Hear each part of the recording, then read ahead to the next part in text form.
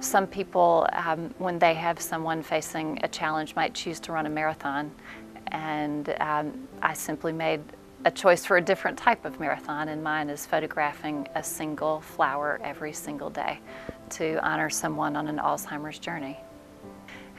My mom had been diagnosed with cognitive impairment, and we knew she was slowly declining and had been warned that if she had a fall that could speed the decline, and unfortunately that's exactly what happened. And as a family member, there are certain things that one can do to help when someone is not well, whatever their challenge may be, but we want to be able to completely fix it, and sometimes we can't. In our scenario with Mom's Alzheimer's, I was feeling quite helpless. And one way that I sort of process things as a photographer is I go outside, connect with nature, and take pictures. And one day I got this idea that maybe something that I could do to honor Mom on her journey with Alzheimer's would be to take a photograph of a flower every day. And it took me about a week to decide to step out on that ledge and say out loud that I was going to make a commitment to taking a photograph of a flower every day. And it started one morning when I was on a walk and spotted the sun on a single bloom of Queen Anne's lace. And that has long been a flower that I have associated with my mother. And I returned to that spot with my camera and got a photograph of Queen Anne's lace, and that marked the first day. When I first told my brother about this series, his immediate response was, every time I see Queen Anne's lace, I think of Mom.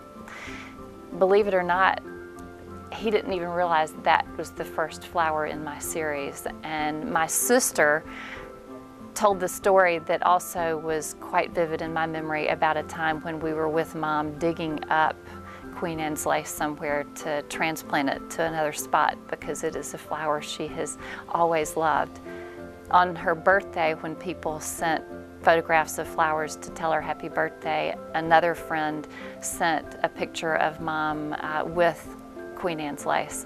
So that flower of all of them has certainly resonated with a lot of people for this series, and even another cousin in Virginia has told stories about Mom and Queen Anne's lace. Flowers have been a big part of my life growing up. My parents have long nurtured Jasmine Hill Gardens and Outdoor Museum and made that available to the public. And as far as Mom and flowers, she's the one that always loved to pick the flowers and do beautiful flower arrangements, and that's something that she taught me. And then beyond that, a part of the whole family cycle is that Dad has nurtured those flowers and will often show up at the front door for her with the flowers. And it's interesting how things have transitioned now that I'm photographing a flower every day, because Dad brings a plastic cup full of flowers to my front door some days so that I have my supply of flowers to photograph. And it has given us something nice to talk about in addition to the day-to-day care of Mom. And actually just this morning he called and said, what is going to be your flower today? So it's really neat how that has come full circle with our family and flowers. I love showing the flowers to both Mom and Dad, and with Dad, it's really neat on some days when I can show him a picture and he won't know what it is. I'll often abstract something so that you really have to guess as to what that flower may be, and then he also gets a kick out of teaching me the names of plants. I've always enjoyed flowers but not been as good at learning their names, and now I'm getting better at actually learning the names, and he's my best teacher. When I started this, I was afraid that I would run out of flowers, that I would be guilty of going to the grocery store too often to pick something up, but the surprise has been that flowers just present themselves, whether it be someone telling me about something they've seen or bringing me something, or I might notice a blooming weed that I had simply never seen before. And that is fun as well. I remember this spring I was headed to photograph an azalea, and I got stopped along the way because I saw a weed, and that ended up being the flower for that day because it was unique and the light was on it just right. So it's amazing that each and every day there seems to be a flower that presents itself. And that image won't be anything like an earlier image of that same flower. So I do repeat them, and one flower that has appeared quite a bit is the camellia. My mother's parents both loved camellias and participated in camellia shows, so that flower has certainly always been a part of my world. And I have photographed a budding camellia, a detail of just the leaf and the side of a camellia, a camellia right after a frost. And what happens after a frost is that first the lower petals of the flower will start to turn brown. So that's another one in the camellia series. And then on another day, someone had brought me some Dusty Miller. And I didn't quite consider that a flower, but I thought it was such a great gesture and wanted to include it in this series. So I used the Dusty Miller as the backdrop for a camellia that I had clipped during the holidays, actually when I was thinking it might freeze and wanted to go ahead and have that flower on hand. And another day I was out in the garden photographing a camellia, and sometimes I'll feel like I don't have the shot, so I'll step away and reapproach.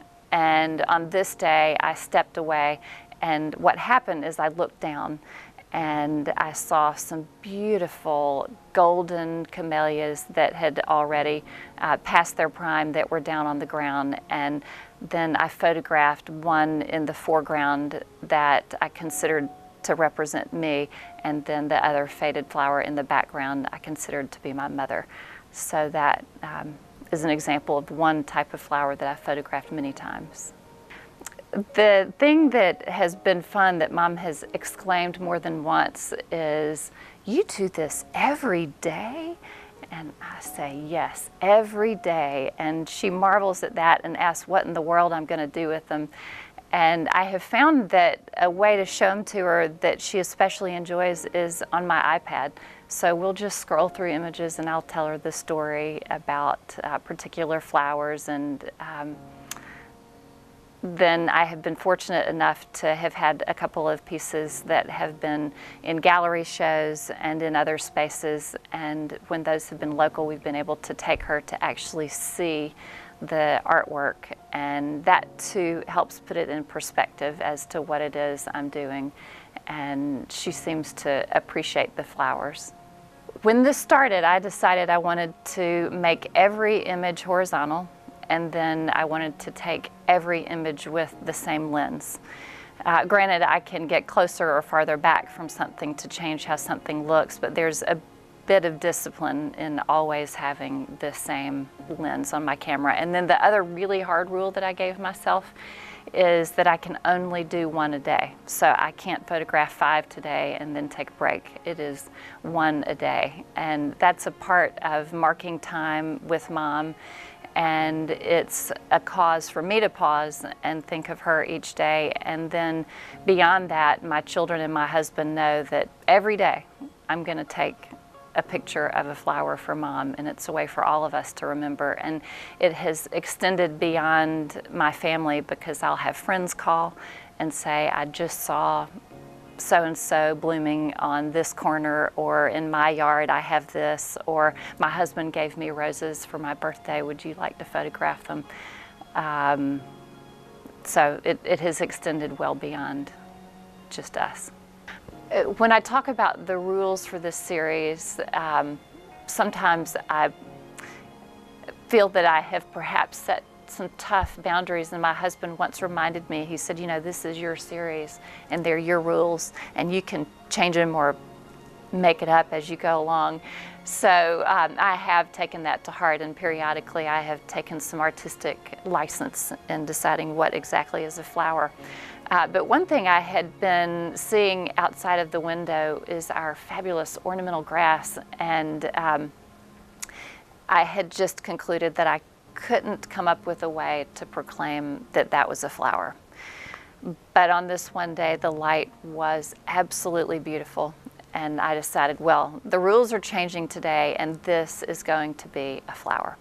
So I went out and photographed the tips of this ornamental grass, and it was not until I got that shot on the computer and blew it up that I saw indeed on the tips of this ornamental grass were teeny tiny flowers. There's a lot of symbolism in flowers. One thing that has been fun about this is the stories and things that other people will share. When this cousin sent me her reflection tied to Alzheimer's, her husband had had Alzheimer's, she said, you know, I really could see these words being in a book paired with a dandelion. And really within about 3 days, I was at a friend's house trying to photograph some broccoli that she had allowed to flower for me, and it just wasn't working. So I had to step back so that I could reapproach, and I looked over near the fence, and there was a lone little sprig of dandelion with the sunshine on it, and I was like, well, that was meant to be my flower today. And within a few hours, my dad called and said, hey, you said you wanted a dandelion. I just saw one. So there must have been something about the first mention from a cousin about dandelion that made that flower present itself to be the flower of the day. One day I went to my grandmother's old house, and she always loved roses and flowers in general, but I spotted a pink rose and in the background a faded bloom. So I deliberately photographed those two to symbolize my mother and my grandmother. And then lo and behold, soon after that, I spotted a similar setup with roses at my mother's house, and on that day I shot it from the perspective of, this is like me and my mother.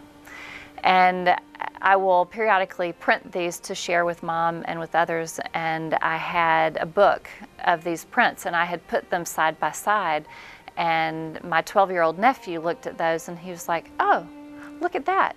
It's like the faded person and the still blooming person. So it's great when other people can recognize the symbols that are in the things I shoot. And to that I'll add that as artists, we might have a certain vision when we are creating something, but then it's really a gift to anyone who chooses to appreciate that art, for them to then receive it and interpret it as they like. And that's one thing I've loved about these flowers, is that they can resonate with people and touch them in ways that I never imagined when I shot it. The flowers have been resonating with people, especially on social media. And someone months ago suggested that on my mother's birthday, we get people to post a photograph of a flower to celebrate her birthday. So on that day, I asked exactly that, and it was incredible how many people sent flowers. And these are friends from many years ago, friends who live all over the globe. And some of the flowers came with pictures of Mom with a particular flower. Others came with stories about how they associated my mother with flowers. And what I believe I like most about that gift to Mom on her birthday is that all of these people paused and thought about her, but it also caused them to simply pause and enjoy nature. And that's one thing that I hope is becoming a clear message with this series, is that each and every one of us needs to pause every day and find beauty in our day. And nature and flowers can give us such a great thing to enjoy. On certain days, there might be an event, and that causes me to be deliberate in what I might want to photograph that day. On Mom and Dad's 51st wedding anniversary, Dad brought Mom roses, and a red rose was the flower for that day. On my wedding anniversary, I carried calla lilies, so I got 2 calla lilies, one to symbolize me and another to symbolize my husband. And my dad is a Valentine's baby, and on his birthday we were together. We'd sung happy birthday to him at breakfast, and I was trying to figure out what my flower of the day would be, and just the afternoon before, Dad had brought me Bridal Veil Spirea. And I knew that it might not last very long cut, and I wanted to photograph it pretty soon, but I was struggling because it was Dad's birthday.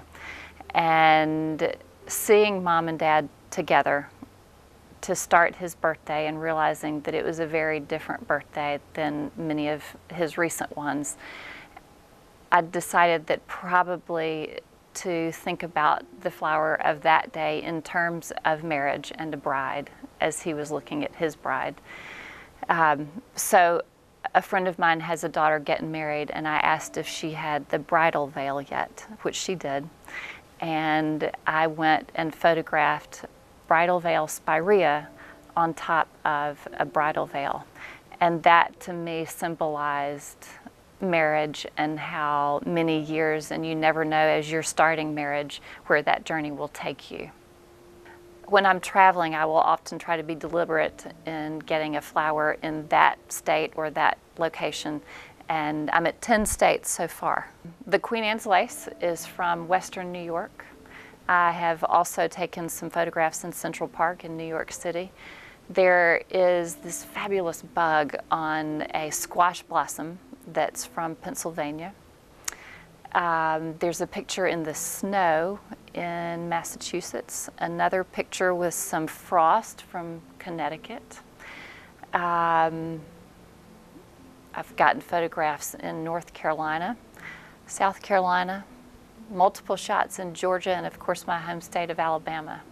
And Tennessee has been another spot where I have gotten quite a few photographs.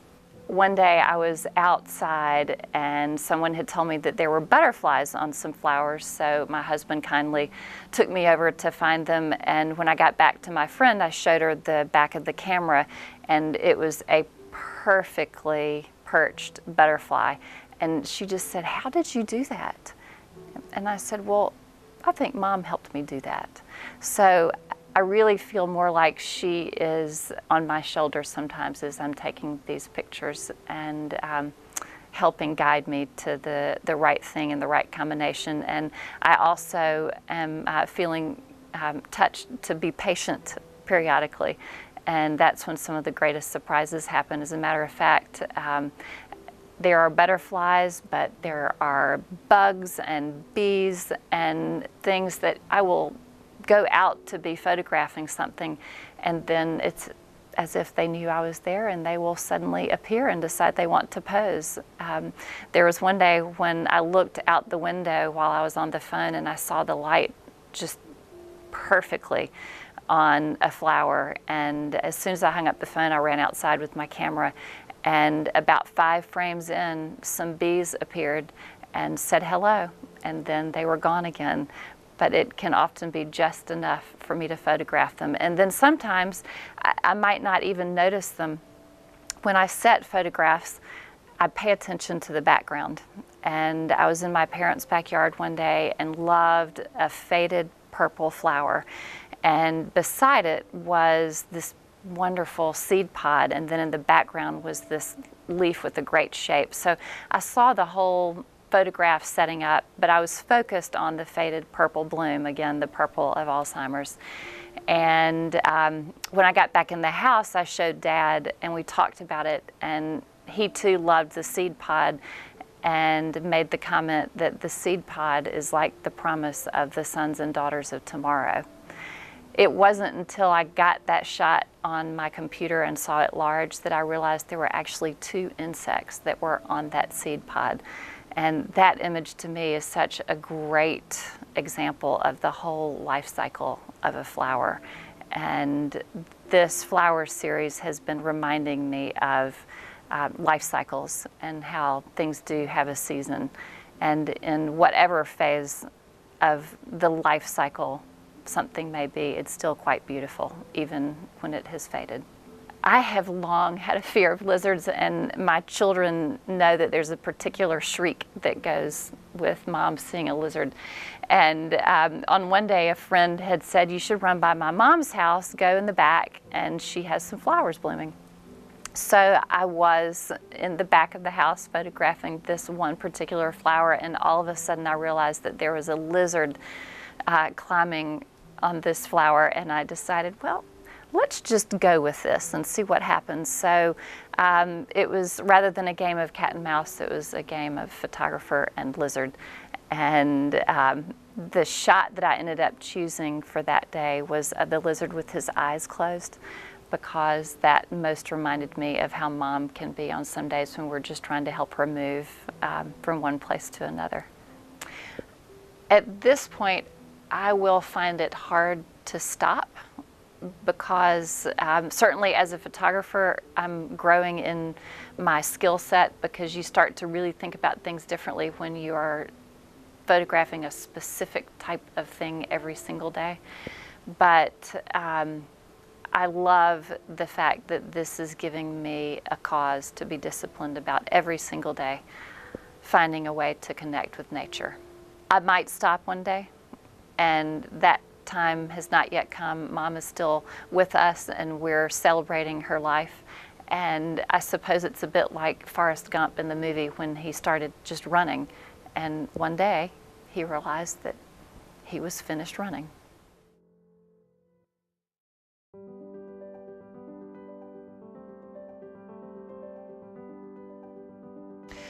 I have been photographing a flower a day since August the 2nd of 2016, so it's been over a year now, and it's hard to believe that there are so many flowers I've now photographed more than once. Each time I approach them, I see them differently.